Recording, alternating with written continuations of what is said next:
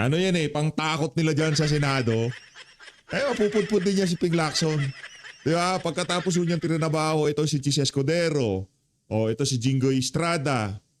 Tapos itong si Senator Rodante Marcoleta. Ngayon naman si Senator Alan Peter Cayetano tinatrabaho niya. Pambihira. Saan ba naman ho kayo nakakita ng isang senador na ika nga eh, walang habas yung argumento, yung patutsada. Walang problema yun eh. Pero magnanasa ka na makulong ang isang kasama mo diyan sa Senado. Hindi lang ano yan, hindi lang dagok doon sa individual na yon. Dagok yun sa buong Senado. Ganyan ho kawalang niya. Yang Ping Lacson na yan. Para ho siya yung mga yung mga Talyanista and Shaymada vlogger.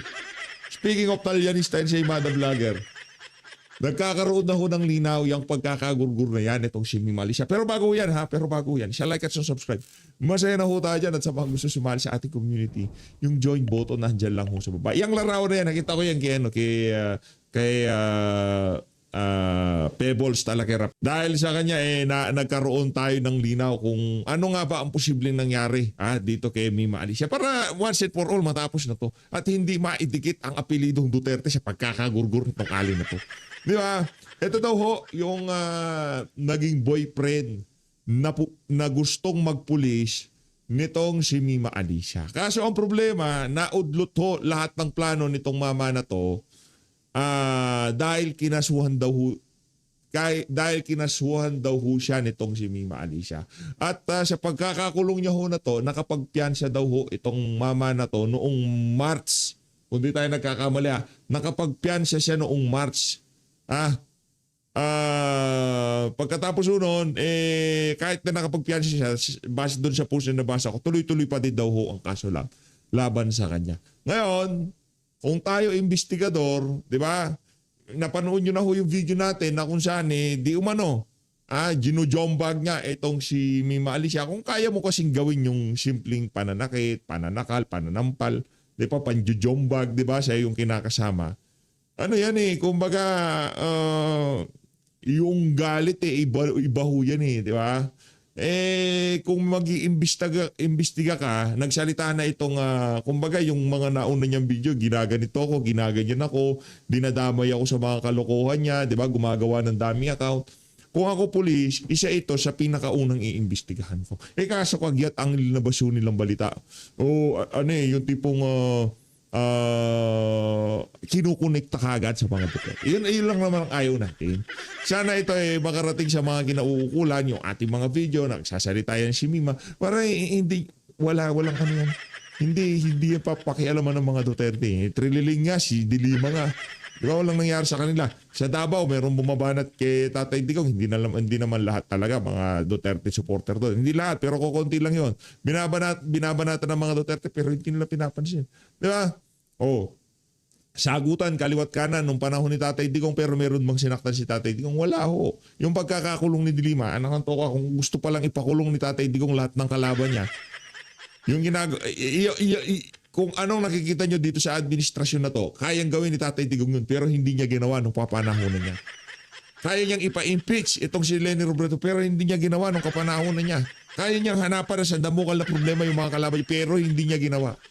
Ganon ang mga Duterte. Ang tolerance sila pagdating sa kritisismo ay talagang napakataas. Kaya para ikonekta, yung nangyari na yan dito sa Taklesang Mima Alicia, ay hindi naman ho pwede yun. Mali naman ho yun. Okay ano na tayo, isasara na natin yung chapter.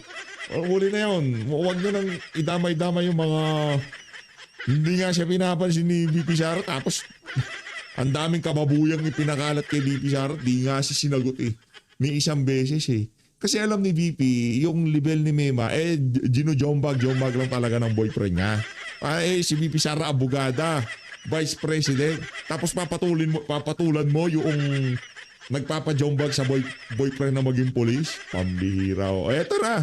Punta na ho tayo sa paksa natin talaga dito sa video na to. Eto, ano lang ito, kumbaga, kaya Tio Moreno ho natin nakita itong post. Noong 2022, nasa humigit kumulang 58 million lang ang salin ni Ping Lacson. Ngayon, nasa 244.9 million palakpakan. Financial advice naman dyan, Senator Ping. Financial advice. How to be you po, sir. How to be you po, sir. Diba?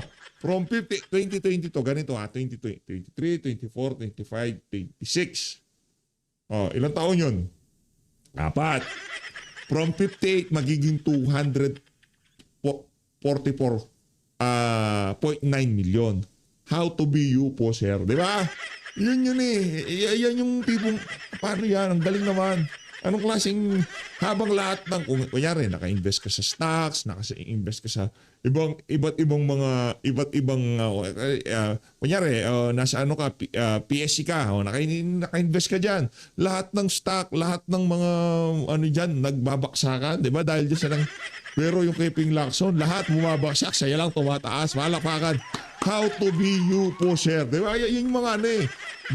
Yan ang mga financial guru. Sa tingin ko pagkatapos maging senador ni Ping, magiging financial guru yan. 4 na taon pa lang, yan under Marcos admin.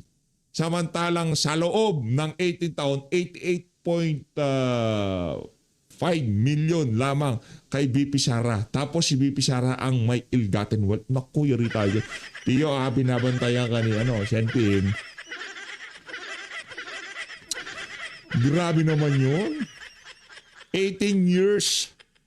Si BP Sara, naging mayor, naging trabaho sa pamahalaan, 88.5 billion lang. Si Sen Ping natin, matindi. From 2022, 58 million. Pagpasok ng 2026, 244.9 million. Yan ang problema. Nailista mo na. So ngayon, next administration, magkakasilipan na. Yan ang malaking problema ni Ping Lacson. Sinasabi ko sa inyo mga kababayan, malaki ang problema ng lahat ng nabubulok nga eh. Di ba, non-partisan yung Ping Lacson na yan dati. Idolo natin yan. Isa sa mga, nga, pagka Ping Lacson talagang, nga laging nakagitna at doon sa pagkakagitna, medyo nakabaling sa taong bayan. Pero ito hindi, nakabaling lahat sa mga magnanakaw. Lahat ng buka ng bibig nitong si Ping Lacson, nakabaling doon sa mga taga-Malacanang, di ba? Ganun ho eh. Oh. Ba't di siya nagsasalita kay Bunuan, by the way? Noong ginawang state witness si Bunuan, ba't di siya, di ba isa siya sa mga bumabanat kay Bunuan? Ba't noong ginawa siya yung state witness, ba't tahimik siya? Yan ang tanong natin kay ang ating financial guru, Ping Lacson, di ba? Diyan ka magpa-financial guru, ika nga, di ba? O yan ang nga ba sinasabi ko? Di ba? Eto daw ho, Lacson, Cayetano, cross the line, belong in Pasay City Jail, ganun. Ganun kakapangyarihan si Ping Lacson. O next administration, huwag ka magtatago ha. Hindi, ano lang naman, kumbaga, hiling niya yun magtago eh. Kaya nga tawag sa kanya, Ping Lacson Boy Tago. Oh. Ano sabi dito sa Tribune? Itong Tribune na to, kups to eh. Naratibo niya parang di siya huwag kayo masyadong halata dyan sa Tribune, ang kukups nyo. Senator Pampilo Ping Lacson on Sunday said, he is gathering information and witnesses to build case against Sean Alan Peter Cayetano, declaring that the letter belongs in jail as their increasingly bitter public feud escalated into fresh allegation of corruption and budget irregularities. Pambira na. Ito naman si Ping, si Cheese. Lahat na lang, si Cheese, si Jinggoy, si Erwin, si Senator Dante Marcoleta. Ngayon naman si Senator. Pambira naman to si Ping. Ibang klase talaga. Ibang level ang pagiging kupsi itong mama na to. Putaw tayo kay pulso ng bayan. Dito kay Attorney. Jose Mike Operario. Idol natin to. Palapakan natin. Jane. Tapos yung yung private prosecutors appears to deal with technical matters. Tapos yung mga public prosecutors, yung mga congressman, sila naman doon sa mga manifestations, yung mga drama, para magmukhang political speech yung kanilang ginagawa. Si Luis Toro, nung kasi nagawa siya ng manifestation, ang ginawa niya, Ima-manifest lang niya, mag-move lang dapat siya to withdraw all the other witnesses. Ang ginawa niya, pagka move niya to withdraw the witnesses, ipinaliwanag pa niya. Kasi sa tingin ko, sapat na yung naipresenta namin na ebidensya. Kasi itong si ganitong testigo, nasabi niya na tayong ganito. So, aside from moving, nagpuput on record na siya at pinaririnig na sa publiko, kaya nila ito wini-withdraw kasi sa tingin namin sapat na yung ebidensya namin na ito na yung nagawa namin na hindi dapat niya ginagawa. Dapat ang gumagawa niya, ang gagawa ng conclusion na yun is the Senate impeachment court. Hindi yung mga councils ang dapat gumawa ng interpretation. Again, ito ang nakikita natin na this is about mind conditioning, as much as possible, mailabas nila sa publiko that they're doing good. Sila na gumagawa ng sariling interpretasyon ng kung gaano kaganda yung kanilang performance dito sa Senado. Parang, tinatapon na sa publiko. Ito kami, ang galing-galing namin. Ito na yung mga nagawa namin, which shouldn't be done in a manifestation. At tama sa tingin ko ang depensa doon. Samantala, nasa linya po ng ating komunikasyon via Zoom ngayong umaga si Attorney Jose Michael Mike Operario, trial lawyer po at presidente ng IBP Bataan. Attorney, magandang umaga po sa inyo. Presidente po ng IBP Bataan. Ito, palakpakan natin ito si Attorney Operario.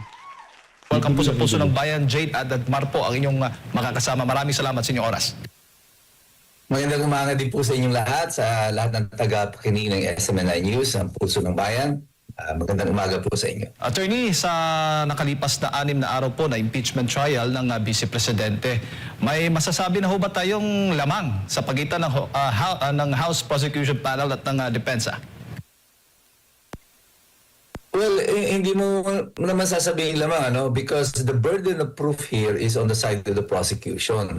Silang may pananagutan na maglabas ng mga ebidensya. So, ang tanong dyan siguro is, meron na bang sapat na nailabas ang prosecution to prove yung Article 4 of the impeachment? Sa aking tingin, ay napakalayo pa nila doon sa mga facts that they wanted to establish, because so far dadalawang testigo pa lang after 6 days, dadalawang testigo pa lang na ipresenta nila, and the only thing that they have proven is that supposedly is that the video exists. Meron talagang video interview si Sara Duterte, and alam naman ng buong publiko na panood naman halos ng lahat ng tao yung video na yon, and even the defense has adapted yung video na yon as their exhibit. So I don't really think there is an issue there. Ang punto na dapat nilang patunayan dito ay meron bang kriminal na pananagutan, or is this allegation in Article 4 even an impeachable offense? And I honestly think na with those two witnesses, napakalayo pa nila doon sa gusto nilang i-establish. Para sa ang hearing kasi na to, sa totoo lang, alam nyo, hindi ito para sa mga senador Because the Senate, I think, already is divided and they have already made up their mind. Correct. And so far as the outcome of the Senate investigation is concerned. Ang hearing po ito is more like for the public, to convince the minds of the people that Sara Duterte is guilty of something. And I think in that respect, they have failed miserably yung prosecution to win the hearts of the people and to convince us that indeed yung Article 4 can be a basis for the impeachment of Sara Duterte. Dahil wala po silang enough number, kumbaga attorney, kaya nais nilang siraan na lang si VP Sara Duterte. Ganun ho ba yung ibig po niyo sabihin? Exactly. From the very beginning, sabi ko, huwag na tayong maglokohan dito, huwag na tayong magpaka-ipokrito tungkol dito. Alam na natin ang outcome ng bilang na yan from the moment that the Senate investigation started. And this is divided along the lines of the partisan lines in the Senate. 13 yung para sa administrasyon at 11 yung nandito sa oposisyon. Kaya nga unti-unti nilang binabawasan yung bilang ng mga nandito sa oposisyon. And I really don't think na mayroong aksidente na at the start of the hearing, aarestuhin ninyo si Rodante Marcoleta, sasampa ng kaso. This was all political ito mga ito .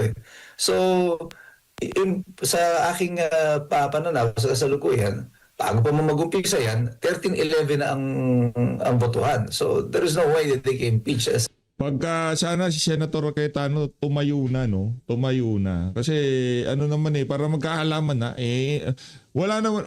hindi naman masisira si BP Sara, wala namang naratibong maisiset. Ano pa bang inihintay nilang ilatag diyan? 'Di ba magbotohan na tayo para matapos na 'to? Para makapag-move on na tayo, balik na tayo sa issue ng flood control, 'di ba? Mag-move siya na sa bagay kahit baka pagka pinagbotohan, i-divide nila yung court wala, talo sila pagka nagkataon. Kaya ang mangyayari dito sa ayop sa gusto, magdedire-diretso itong 25 million per day na gastos ng sambayan ng Pilipino para papagsakin yung isa sa merong malaking boto, pinakamalaking boto noong 2022 presidential election, vice presidential election. Sara Duterte.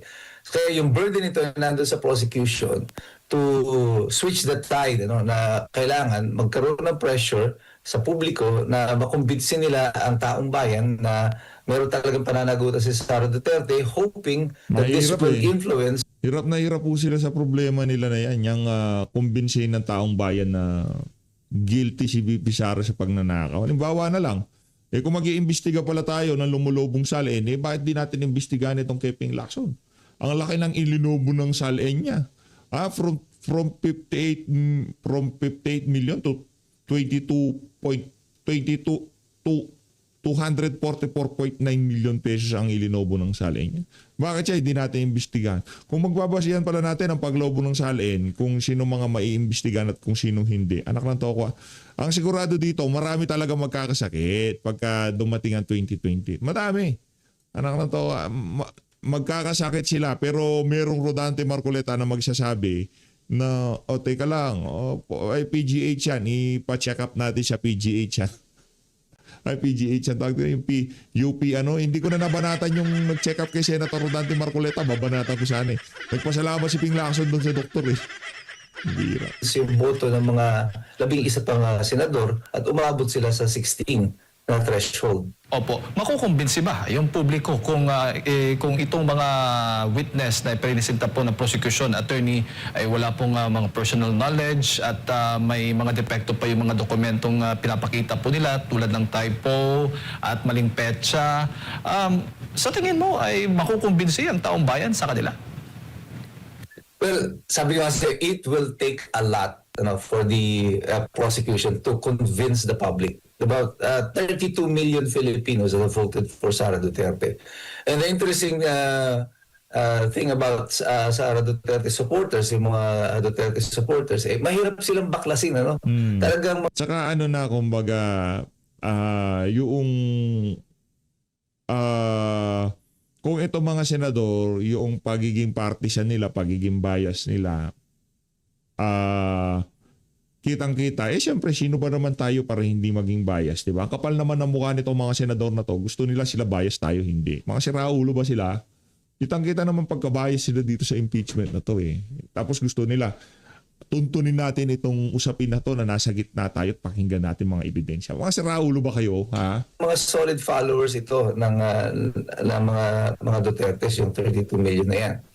And maraming kailangan gawin ng prosecution. It will take something extraordinary to convince all these people na si Sara Duterte is guilty of something. And so far, presenting witnesses like this, na wala namang personal na kaalaman, na ang sasabihin lang sa korte ay interpretasyon nila ng batas o dito, yung mga investigasyon na evidently are haphazardly done, na kaya nagka-wendang-wendang yung kanilang mga petsa, hindi nagtutugma-tugma It would appear now that even before the investigation was conducted, meron ng conclusion. So parang nagbuo na muna sila ng conclusion, tapos yung investigation pinatugma papunta dito sa conclusion na ito. Yun ang lumalabas ngayon dito sa publiko na naipalabas ng depensa sa pamamagitan ng pagsita mga dokumento na ito na ipresenta ng NBI mismo. At ang konklusyon pa ng prosecution, attorney, na yung grave threats ay isang may tuturing na betrayal of public trust na saklaw po doon sa impeachable offenses. Masasabi po niyo? Tama po. Yun yung sinasabi ko na yung pinaupo nilang testigo, ang pilit nilang pinagagawa sa kanya ay i-interpret yung batas. Pero hindi po pwedeng gawin ng testigo yun, na siya ang magsasabi na ito ay a betrayal of public trust and this is an impeachable offense. Dapat ang magdidesisyon yan is the impeachment court. At kung ano man ang sinasabi niya na yan, ay opinion niya na lang yan na hindi dapat na ginagawa sa pag-upo niya bilang testigo. You're not being called there to establish an opinion. You are called there to establish facts. Dapat mga detalye, mga ebidensya. Ang opinion ay hindi po ebidensya. Hindi ka naman tinawag dyan bilang expert witness on legal matters. You're supposed to establish facts na dapat ilalatag dito sa Senado. So malabo itong klase ng presentasyon. Kaya nga sinasabi ko, after 6 days, after 150 million pesos spent dito sa impeachment trial na ito, na nag-exceed na doon sa 125 million na hinahabol nila kunyari kay Sara Duterte, the prosecution has gone nowhere. They wasted our time. They wasted public. Kaya nga dapat pala ilagay na rin natin kung magkano nagagastos ng impeachment court sa araw-araw niyang operasyon. Ayos yan magandang ideya yan, Attorney Operario. Okay yan. Approve. Gawin nga natin yan. Lagay natin yan. Nakailang araw na ba tayo? Naka 6 days na tayo, 25. Okay. Funds natin. Para lang to establish itong bagay na ito. And so far, the only thing they have established, mayroong video. Opo. And we already know that. Kaya nga, naka 150 million na tayo dito sa impeachment na to. Grabe. Kailangan nating i-remind yung ating mga kababayan lagi.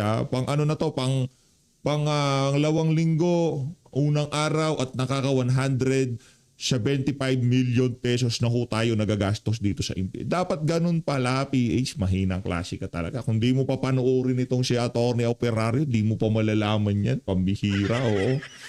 Pasensya na. Mahinang klase. Opo. Kung sa regular na korte ho ba, attorney, kung itong dalawang testigo na to ipinisenta, tiyak na basura po yung kaso dahil sa mga nakita po natin mga discrepancies sa kanilang mga testimonya. Hindi naman ibabasura agad. Of course, nandiyan na yung mga ebidensya nila.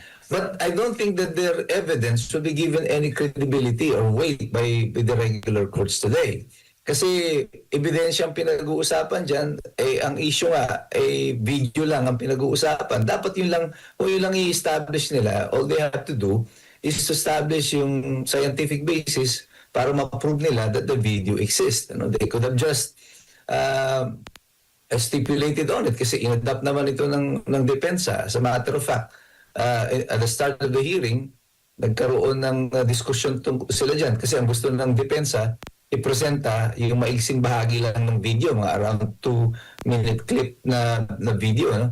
Ang depensa naman, ang gusto, ipresenta na yung kabuuan ng video kasi sinabi nila, ipapakita nila yung kabuuang video. So, there is no issue insofar as the video is concerned. Ang ginagawa lang ng NBI, kaya portion lang, a clip only of the video ang gusto nilang ipakita, nag-create sila ng sarili nilang naratibo. They are creating their own story using itong video na, yung 2-minute clip of the video. At ayaw nilang ipakita yung buong larawan ng video. Ano yung basis ng sinabi ni Sara Duterte, ano yung context, And that is what the defense is trying to do, just to establish the context of what is being stated. So based on the context, kung tinignan mo yung buong konteksto, I don't think magkakaroon talaga ng pananagutan, magkakaroon ng grave threats doon sa sinasabi na yan. Opo. It's so simple. Ganito po kasimple yan. yung sinasabi na conditional, naririnig ko na may mga example na ginagamit. Pero to put it more simply, para maintindihan ng taong bayan, halimbawa tayong dalawa, nagkakainitan tayong dalawa, meron tayong away na dalawa. Opo. Sinabi ko sa'yo, sige, subukan mong suntukin ako, na ipapasuntok kita sa tatay ko, papagulpi kita sa tatay ko. Meron ba akong pananakot sa'yo doon? May grave threats ako sa'yo doon? Di ba't nakakondisyon yun na ikaw mauuna, suntukin mo muna ako? So, based on that, may condition. There is may condition na dapat maganap muna bago mag-take effect yung aking threat sa iyo na pananakot. So, how can there be threat there? The same way, ganun din nangyari dito sa case Sara Duterte. Opo, pero ang sinasabi po ng nasa prosecution, ilan pong mga prosecutor at maging yung mga senator judges, sinasabi po nito tulad ni Congressman Congressman Chua na ang layunin ng impeachment court ay suriin ang integridad daw, ang karakter at ang fitness sa pwesto ng isang hinalal na opisyal. Dahil hindi ito kriminal na kaso, kung saan nakasalalay po ang kalayaan ng akusado, ang rules of court ay nagsisilbi lamang daw na gabay at hindi dapat gamiting dahilan upang pigilan ang paglalabas ng katotohanan. Attorney, reaction po ninyo? Unfortunately for the prosecution, they did not include that as the impeachable offense. Wala yan sa mga artikulo na sinasabi niya, the moral fitness of the Vice President. Kaya sinasabi ko, parang yung interpretasyon nila na yan, na biglang naging it's about the moral fitness, overstretch na of the accusation, yung Article 4 na paglabag doon sa pagtitiwala ng publiko. Hindi iyon kasama sa kanilang mga inallege na grounds. Ngayon, idadagdag nila ito na yung moral fitness na daw. Kaya biglang isinasama nila, di ba, yung kanyang yung bank transactions mula 2007 hanggang 2024, a stretch of 17 years. Tapos biglang gusto nila reviewin daw yun kasi iyan nga daw ang dahilan. Kahit na nung 2007 pa daw nangyari yung ibang mga transaction na yun, it also proves daw yung moral competence. The problem there is that's not what the law says. Hindi iyan ang sinasabi ng batas pagdating dito sa impeachment lalo na sa pagbubukas ng mga transaction records. Of course, dapat ang transaction records na bubuksan mo ay yung laang saklaw ng impeachment. At ikaw ay mai-impeach lamang bilang Vice President. Hindi ka pwedeng i-impeach for acts committed as a mayor because hindi yung saklaw noong inilatag ninyo na kaso sa Vice Presidente. Opo. Sa tingin ho ninyo, masyadong technical ang Senate Impeachment Court at kung sakali man, hindi ho ba dapat maging technical dito sa impeachment trial ng Vice Presidente? Alam mo, naalala ko itong si Congressman Joker Arroyo noon during the impeachment hearing ni ERAP. If you still recall. Naging issue din po ito that other senators who are not lawyers.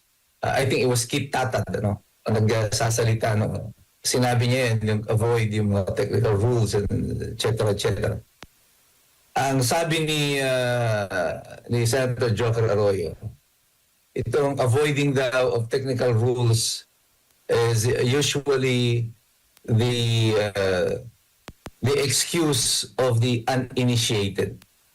Ang ibig sabihin nun, yung mga hindi abogado, yan ang nagiging excuse na dapat ay hindi tayo masyadong technical.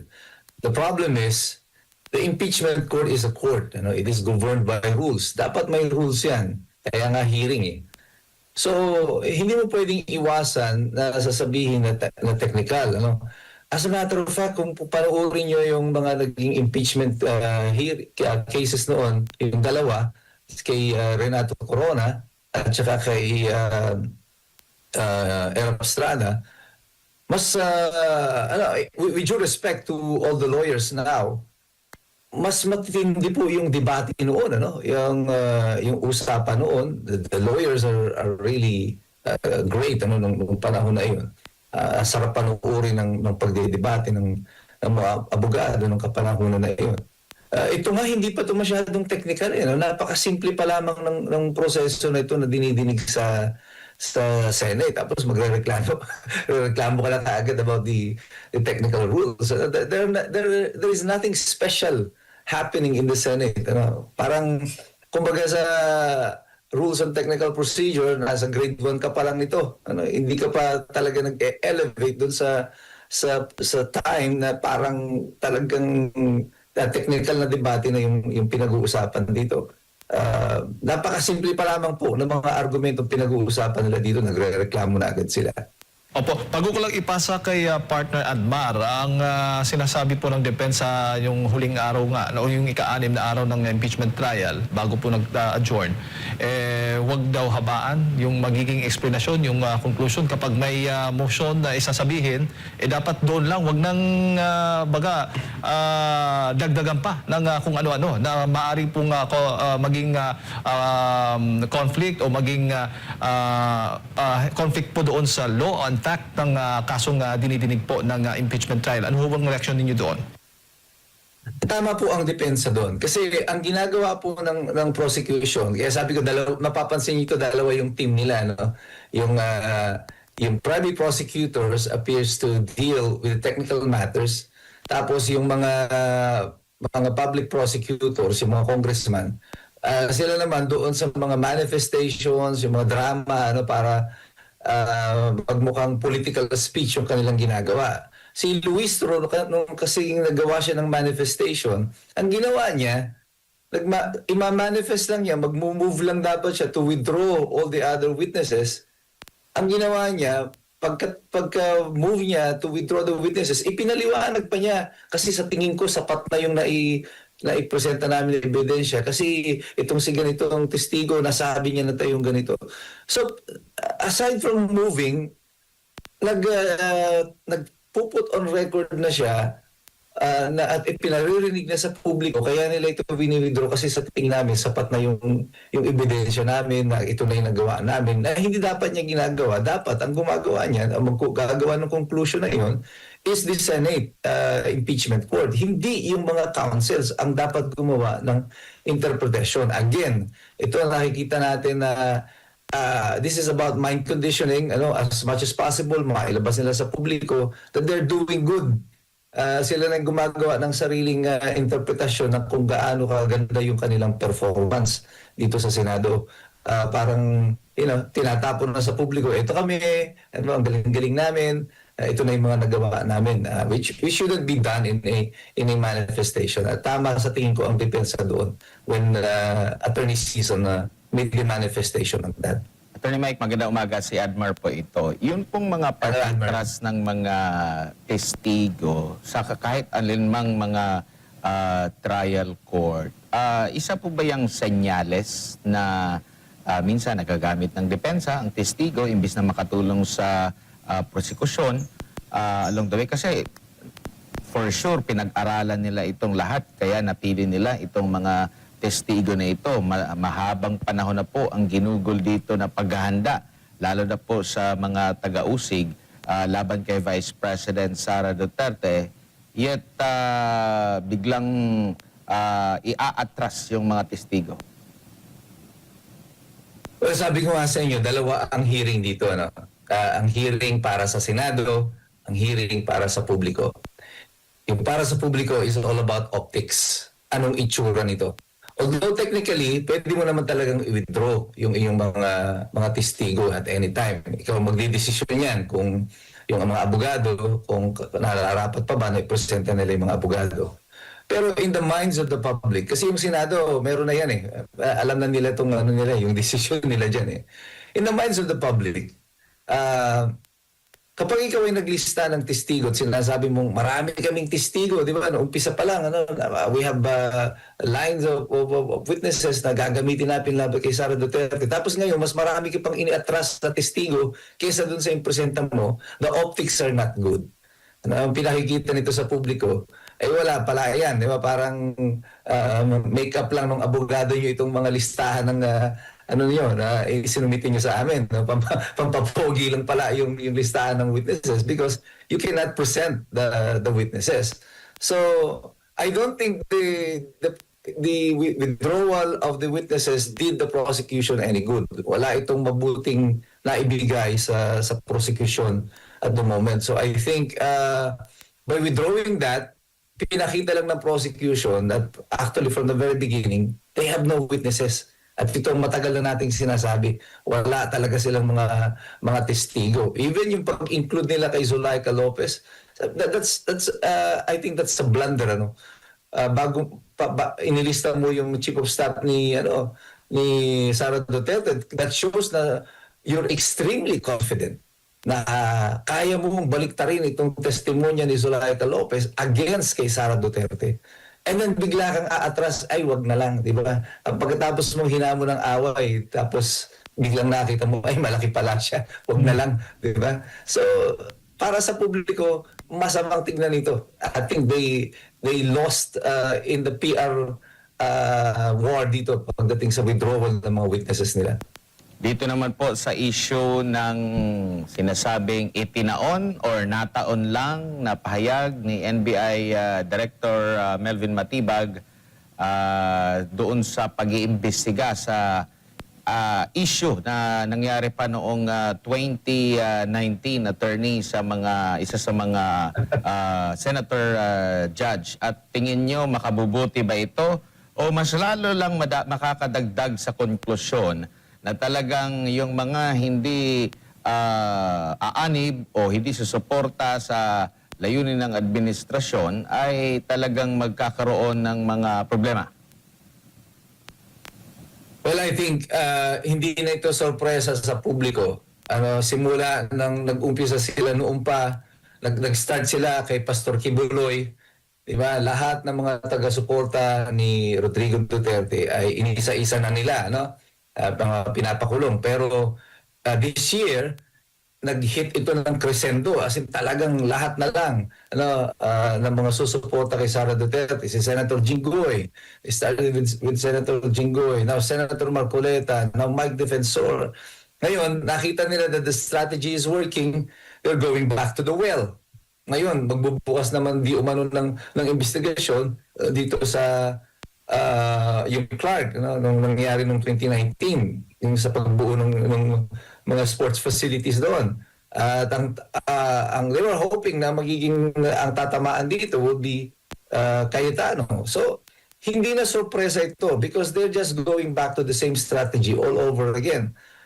Aksidente ba ito? Definitely not. Hindi ito aksidente sa tingin ko. Kasi the way, even yung pag-aresto kay Rodante Marcoleta, on the day that they will start the hearing, is that accident na yung timing niyan ay aksidente? Aksidente ba na biglang si Chis Escudero ay walang kaso, si Joel Villanueva ay wala ng kaso, kahit sinasabi, mas nauna pang in-announce ng ombudsman noon na hinog na daw yung kaso sa mga ito. Pero where is the case now? Wala, di ba? Aksidente ba yon? I think that the public will not be convinced na lahat ng mga ito ay aksidente. Alam niyo, sa politika ngayon sa Pilipinas, lahat ng mga kaso na ganito, hindi na siya aksidente. Alam na ng publiko, sa isip ng mga mamamayan, ang nabubuong sa pagtaha dito, laging, these things are deliberate. From the very start, mayroong planong isinasagawa, mayroong ini-execute, and they're just sticking to their plan. Ang sa tingin ko, I think the leadership today is all about instilling fear in the hearts of the public. They would rather be feared than to be loved by the people. Opo, dito naman po sa Kawalan na wala po ang Senator Judge Rodante Marcoleta doon sa pagbusisi, paghimay pa sa lahat ng mga isyong ilalatag po ng prosecution. Gaano kalaki po ang nakikita ninyo na po ang ukol dito po? Malaki lang ang epekto niyan insofar as the public's perception is concerned. Kasi alam naman natin yung kapasidad ni Senator Rodante Marcoleta. He is a lawyer. He is one of the best fiscalizers in the Senate today. And kung nakaupo dyan si Senator Marcoleta, ay siguro mas marami pa siya mga maitatanong at maililid niya itong tanungan na ito papunta doon sa katotohanan. And ang epekto nito is only insofar as the public is concerned. Yung ating perception dito sa sa proseso na ito sa Senado. Pero in terms of the votes, wala siyang naging epekto kasi sa umpisa pa lamang ng hearing, sinabi na ni Chis Escudero that the threshold is still 16. They needed 16 senators to convict si Sara Duterte. And as of today, they only have 13. So hanggat hindi nila nare-reverse yung ruling of the chair, anong presiding officer at the start of the hearing that it is still 16, it stands at 16. So wala siyang epekto doon sa magiging outcome ng hearing sa Senado. Opo, dito naman po sa nakikita po ba ninyo na sa tingin nyo, doon sa mga aligasyon nila, sa mga articles of impeachment, na kung pagbabatayan mo yung mga pahayag sa prosekusyon, mula pa nung nagkakaroon sila ng investigasyon dyan sa Kamara, tingin nyo itong inuna nila ang mabigat sa tingin nila? Kaya inuna nila? Or ito yung pinakamahina? Or ito yung tingin nila may ebidensya na mailalatag? Or ano ba? From the very start, sinasabi ko na ito. The only reason I think inuna nila yung Article 4 is because ito lang yung meron silang ebidensya. Meron silang testigo. Kasi ang testigo nila dito, puro mga NBI lang. Nakita nyo nga, lahat na ng ibang testigo, winidraw na. Ngayon, puro NBI. Pinakahuli dapat si Matibag. I don't know, even though, kung uupo nga itong si Matibag, I hope na umupo nga siya. Gusto ko siyang madinig na kung totoo nga hindi siya matitibag kapag siya kinocross-examine ng mga abogado at ng mga senador. Gusto nating mapanood siya dyan sa Senado. And the only reason kaya nga nila inuna yung Article 4, kasi dyan lang sila mayroong available witnesses. Kasi nga NBI ang kanilang witnesses, imposible namang hindi pa nila maiupo yung NBI. So, itong inuna nila, they are buying for time at baka, sa presentation, makapanakot pa sila o mabawasan pa siguro nila yung hanay nung mga senador na nasa sa oposisyon. But with the nature of the presentation of the two witnesses, I don't think they have done anything to weaken the resolve ng mga senador na nasa oposisyon para bumaliktad ng kanilang posisyon tungkol dito sa impeachment case na ito. Alright, Attorney, siguro yung huling mensahe po ninyo para sa ating mga kababayan, lalo na doon sa mga nakatutok sa impeachment trial ng Vice Presidente. Well, ang impeachment hearing po na ito para sa ating mga publiko na nakikinig this is a battle for the hearts of the people, sa tingin ko po. Ito ay labanan para po sa puso ng mga mamamayan. That's why I always encourage the people to participate. Tayo po ay patuloy na makinig dito, tayo po ay makilahok at magpatuloy po kayo sa inyong pag-aaral. Kasi madali pong lokohin talaga yung mga mamamayan, yung mga tao, kung ang pagbabasihan lamang natin dito ay kung ano yung nadidinig natin sa publiko, sa TV, sa social media. But if we ourselves are armed and educated, mahirap talaga nila tayong lokohin. Kaya lagi ko sinasabi sa ating mga kababayan, pag-aral tayong lahat kasi mahirap po talagang makialam yung taong walang alam. And that is you today.